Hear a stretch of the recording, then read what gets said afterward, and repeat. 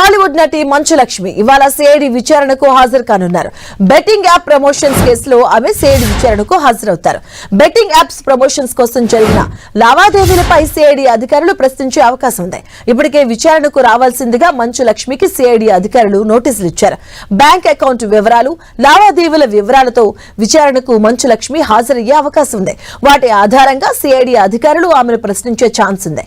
Manchu Lakshmi statement ను record చేయనున్నారు. ఇప్పటికే ఈ కేసులో మంచు లక్ష్మి 2025 ఆగస్టులో ఈడీ విచారణ ఎదుర్కొన్నారు. ఆన్లైన్ బెట్టింగ్ యాప్స్ కేసులో నటి మంచు లక్ష్మిని ఏలు 247 అనే బెట్టింగ్ యాప్ ను ప్రమోట్ చేయడంపై ఈడీ ప్రశ్నించింది. గత 3 ఏళ్ల బ్యాంకు లావాదేవీల ఆధారంగా విచారణ చేసింది. ఆమె చెప్పిన వివరాలతో దాదాపు 3 గంటల పాటు స్టేట్మెంట్ రికార్డ్ చేశారు. మంచు లక్ష్మి ప్రమోట్ చేసిన యాప్ కు అనుమతులు ఉన్నాయా అనే కోణంలో విచారించారు.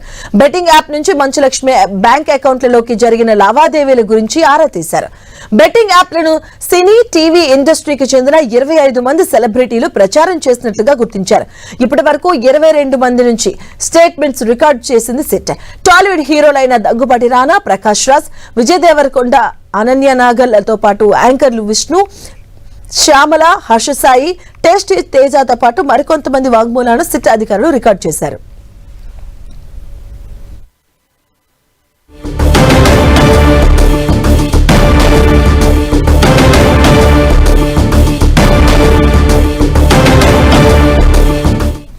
మంచు లక్ష్మి, రీతు చౌదరి, భయ్యా సన్నీ యాదవ్ స్టేట్మెంట్స్ రికార్డ్ చేయాల్సి ఉందని తెలిపింది సిట్.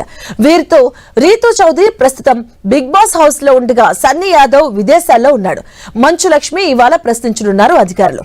ఇప్పటి వరకు స్టేట్మెంట్లు ఇచ్చిన వారిని బెట్టింగ్ యాప్ల ప్రమోట్ గురించి క్షుణ్ణంగా ఆరా తీశారు సిట్ అధికారులు. బెట్టింగ్ యాప్లను ఎందుకు ప్రమోట్ చేయాల్సి వచ్చింది, అందుకు గల కారణాలను స్టేట్మెంట్ రూపంలో రికార్డ్ చేశారు.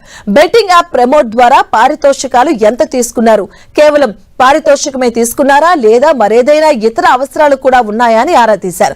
తాము జరిపిన లావాదేవీలకు సంబంధించిన బ్యాంక్ అకౌంట్లను సిట్ అధికారులకు సమర్పించారు పలువురు సెలబ్రిటీలు.